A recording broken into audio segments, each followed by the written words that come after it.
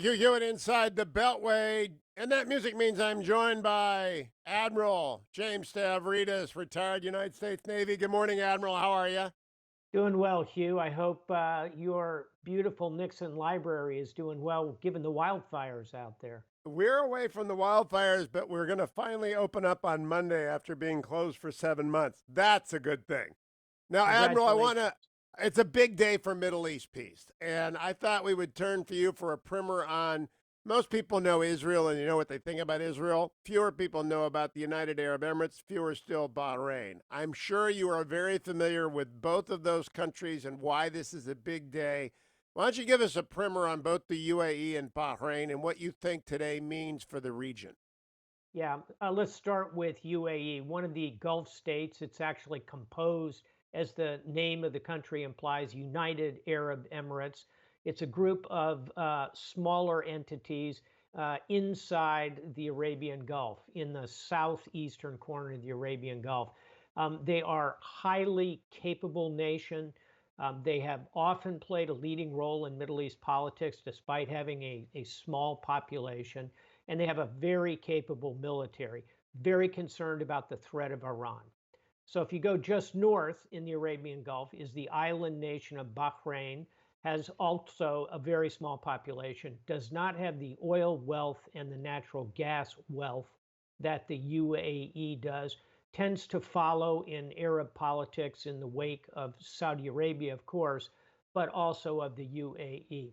So what's occurred here is a coalescing of a nascent but growing Arab coalition against Iran that incorporates Israel. That's why this is a big deal, because these are the first two Arab states, other than Jordan and Egypt, who many years ago, during the Camp David Accords, of course, signed up to recognize Israel. Now you're finally seeing the Gulf Arab states, which is where the money is, all the wealth, the oil, the natural gas, and the military capability, all that coming together against Iran. Now, I have never been to either of these states, but I found out in my research Dubai, which is part of the UAE, has the largest, busiest international airport in the world. And Bahrain and UAE both have logistical capability and shipping capabilities, which are central. And then something I didn't know UAE financial depth is not unlike Wall Street in terms of banking, and they lead in clean energy. So I think the Israeli UAE highway is going to run in two directions, not just capital from UAE into Israel, but innovation from UAE into Israel, and both of those back again. Agree, Admiral? Without question. And by the way, let's also point out that Bahrain hosts the U.S. Fifth Fleet. So, as you know, Hugh, around the world, we have these so called numbered fleets. Second Fleet and Third Fleet are in the United States, East Coast, West Coast, respectively. Seventh Fleet in Japan, Forward in the Pacific. The one that is the largest fleet is the Fifth Fleet in the Arabian Gulf. Its headquarters is on the island nation of Bahrain. So we, the United States, are already extremely close to Bahrain. Now, to your point, that flow of technology is also one of military capability. So watch for Israel and UAE in particular to work together on intelligence sharing, on cyber capability, on missile defense, on networked surveillance, all of it directed against Iran. And the United States military, here in the form of U.S. Central Command, commanded by my good friend General Frank McKenzie, will be very much involved in that, as you call it, that two-way highway. It'll be technology, commerce, eventually tourism. Dubai is one of the most enjoyable cities in the world to spend a long weekend in, but it'll also be those kind of bedrock military high-tech capabilities, Hugh. So, Admiral, I'm thinking of the Carlyle Group here, which is, of course, one of David Rubenstein was on with me this week talking about his new book, How to Lead.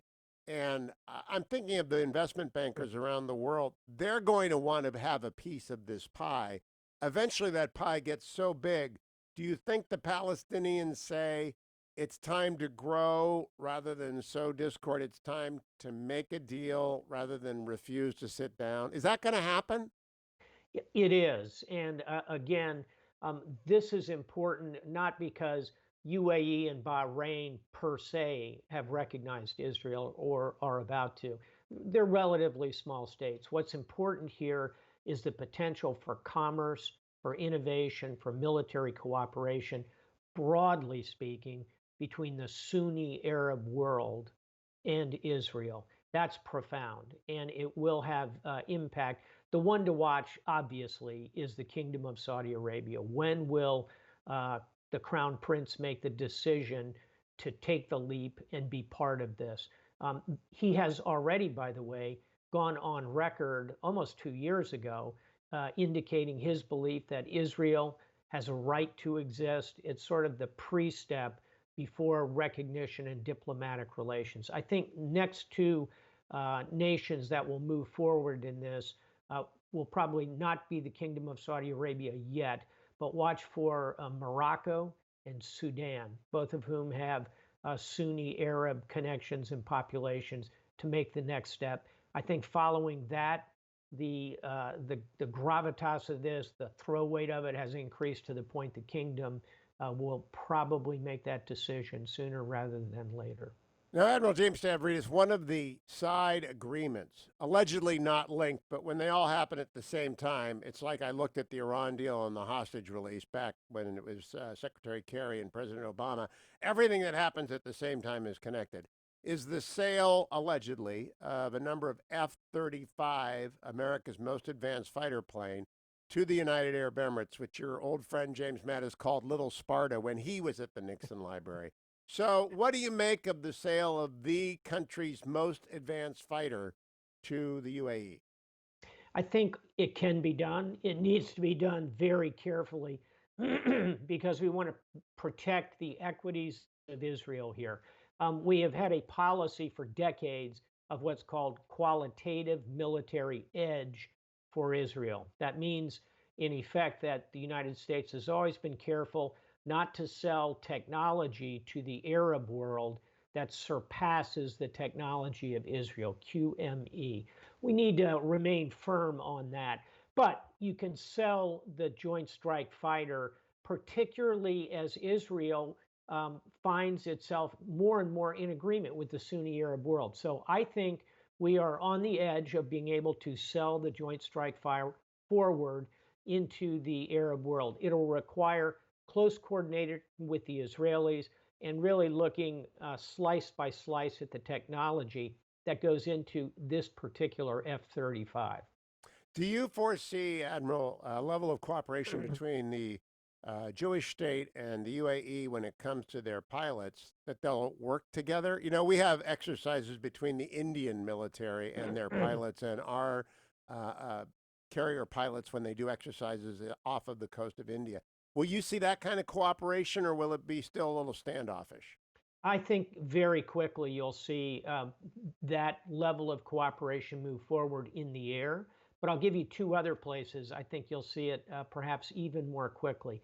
One will be special forces working and training and exercising together. Here, the Israelis are unmatched certainly in that region. They're high-end special forces, which I've had many opportunities to observe and interact with, are very close, if not equal, to those of the United States. UAE, not that capable, but growing.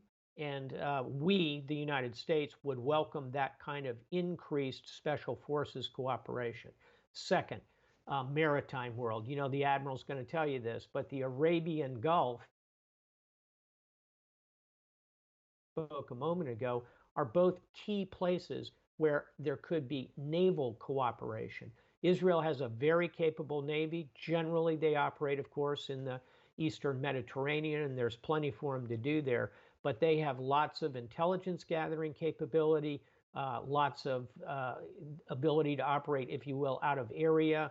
As far as the Arabian Gulf, look for maritime cooperation, special forces cooperation. Eventually, yes, you will see cooperation in fighters in the air.